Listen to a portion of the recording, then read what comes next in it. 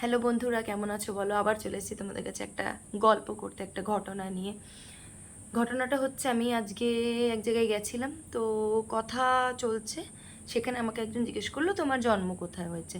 তো যথারীতি আমি বললাম যে আমার জন্ম কাশ্মীরে হয়েছে। সেটা শুনে উনি হা হা করে হেসে দিলেন। তো আমি বুঝলাম না হাসছেন কেন। তখন ওই মহিলাটা আমাকে বলছে যে তোমার জন্ম কাশ্মীরে হয়েছে, তা তুমি এত কালো কেন? তো আমার খুব খারাপ লাগলো, কারণ আমার জন্ম কাশ্মীর হয়েছে, আমার বাবা আর্মিতে ছিলেন, মিলিটারিতে ছিলেন দেখে আমার জন্ম কাশ্মীরে হয়েছে। পোস্টিং আমাদের কাশ্মীরে এসেছিলো, তখন আমার জন্ম হয়েছে। তো তার সাথে তো আমার কালো ফর্সার কোনো রিলেশন নেই। আরও একটা ঘটনা বলি, আমি একবার গেছিলাম একটা কাপড়ের দোকানে। সেইখানে আমি একটা জামা পছন্দ করেছি। ওই মহিলার বক্তব্য হচ্ছে, এই জামাটা তোমাকে মানাবে না। কেন? এই জামাটা আমাকে আমার পছন্দ ভাই, আমি বলছি যে আমার মেরুন কালার ভাল লাগে, ওটা আমাকে দিন। কিন্তু না, আমাকে ওই কালার পোষাবে না দেখে উনি বারবারই বলছে যে এই কালার তুমি পরবে, এই কালার পরলে তো তোমার যা গায়ের রং তার সাথে তো তোমার মিশে যাবে। তো আমার ইচ্ছা, আমার লাইফ, আমি যদি ওই জামাটা কিনে পরতে পারি তো তোমার কি প্রবলেম? কিন্তু উনি বারবারই আমাকে এটা বোঝাচ্ছে যে তুমি কালো, তোমাকে মানাবে না। আমার পছন্দ অপছন্দর কোনো, ওনার কাছে কোনো মানে কথার কোনো মাইনে নেই। গেল। আরও একটা কথা বলি, আরেকবার হচ্ছে আমার শ্বশুর মশাই আমাকে বলেছিলেন যে আমার দেওর আমাকে স্কুলে নিয়ে যেতে চায় না, কারণ আমি কুৎসিত দেখতে আর আমার গায়ের রং কালো। তো বলো, আমার মতন অজস্র মায়েরা, বোনেরা, কাকিমারা, জেঠিমারা আছেন যারা কালো, যাদের গায়ের রং চাপা। তো তাই বলে কি এরকমভাবে অপমান করার অধিকার কারোর আছে? দেওয়া উচিত? এরকম বাজেভাবে এরকম কমেন্ট করা উচিত? আমার মনে হয় উচিত না। আরেকটা যেটা বলি, যে আমাদের সবথেকে প্রিয় জিনিস হচ্ছে টাকা, তাই তো? তা টাকা দিয়ে আমরা কাউকে হেল্প করতে পারি না? নাই পারতে পারি। আমার টাকা আমার কাছে প্রিয়, আমি দুটো ভাষা দিয়ে তো তাকে হেল্প করতে পারি, তার বুকে শান্তি দিতে পারি। আজকালের জমানায় কেউ কাউকে পয়সা দিয়ে সাহায্য করতে চায় না।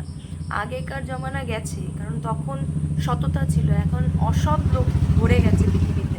তা আমরা যদি পয়সা দিয়ে কাউকে হেল্প করতে না পারি, আমরা ভাষা দিয়ে, মিষ্টি কথা দিয়ে তো পারি। Sorry, sorry. তো আমার মনে হয় যে কেউ যদি আমার সাথে একটু কথা বলে শান্তি পায়, প্রাণে জায়গা পায়, তাহলে আমার থেকে শ্রেষ্ঠ জীব আর কেউ নেই। কিন্তু কেউ যদি আমার কাছে এসে, আমার সান্নিধ্যে এসে যদি তার রাগ হয়, দুঃখ হয়, আমি যদি তাকে দুঃখ দিই, তাহলে আমার মতন খারাপ মানুষ এই পৃথিবীতে নেই, আমি মনে করব। তো আপনারা যারা এরকম ধারণা রাখেন যে কালো হলে সে বাজে, আমার শ্বশুরবাড়িতে এই নিয়মটা আছে। বলি, আমি জানি যে এই ভিডিও যদি কোনো দিন আমার বাড়ির লোক দেখে, ওরা অফেন্ডেড হবে, কিন্তু তবুও বলি যে এদের একটা ধারণা আছে যে কালো কালো মানেই জিনিসটা বাজে। ভাতে যদি কাঁচকলা সেদ্ধ দিন, তাহলে তো ভাতটা কালো হয়, তাতেও এদের প্রবলেম। হ্যাঁ, মানে কোনো একটা মাংস কষাতে কষাতে যদি একটু কালো হয়ে যায় ঝোলটা, কিন্তু কালচে হয়ে যায় ঝোলটা, তাতেও প্রবলেম। মানে কালো এরা দেখতেই পারে না। তো আমার তো প্রেম করে বিয়ে হয়েছে, তো সেই ক্ষেত্রে আমার বর তো অনেকটাই পরিষ্কার, আর আমার বাড়ির শ্বশুরবাড়ির সবাই পরিষ্কার, সেখানে আমি সত্যিই কালো। মানে আমি চাপা, আমার গায়ের রং, আমি শ্যামবর্ণ। তো তাতে আমার কোনো অসুবিধা নেই, বলতেও আমার কোনো দ্বিধা নেই। আগে দুঃখ পেতাম, এখন দিন দিন যত ম্যাচিওর্ড হচ্ছি তত বুঝি যে না, কাঁদলে দুঃখ পেলে হবে না। তো ভগবানের দয়ায় যে আমার দুটো বাচ্চাই পরিষ্কার হয়েছে, সেখানে ভগবান আমাকে বাঁচিয়েছে, নাহলে এরা মুখ করে করেই শেষ করে দিত, এদের কনফিডেন্টটাকে ভেঙে ছেড়ে দিত। তা আমি যে চাপা গায়ের রং, আমার স্বামী আমাকে নিয়ে এসছে, প্রেম করে বিয়ে হয়েছে আমাদের, অ্যারেঞ্জ করেই হয়েছে, কিন্তু ও আমাকে প্রেম করেছিল, প্রেম করে আমাদের বিয়েটা হয়েছে। তো সেই ক্ষেত্রে হয়তো তাদের সমস্যা হতেই পারে।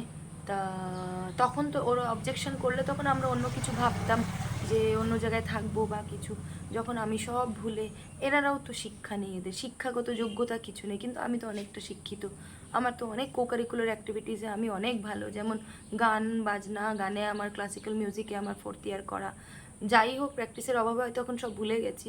আমার ড্রয়িংয়ে ডিস্টিংশন আছে। তাহলে আমার এইসবের কোনো ভ্যালুই নেই, বুঝেছেন? আমার এসবে কোনো ভ্যালু নেই। আমাকে সবসময় চোখে আঙুল দিয়ে দেখিয়ে দেওয়া হয় যে তুই কুৎসিত, তুই কালো, তুই কুৎসিত, তুই কালো। তো এটা তো ঠিক না। হ্যাঁ, আগে দুঃখ পেতাম, এখন আর দুঃখ পাই না। এখন বললে পরে তখন তার জবাবটা দিতে শিখে গেছি। হুম। তো আপনারা যারা ভাবেন যে কালো হলেই খারাপ, ফর্সা হলেই ভালো, এই ধারণাটা একেবারেই ভুল।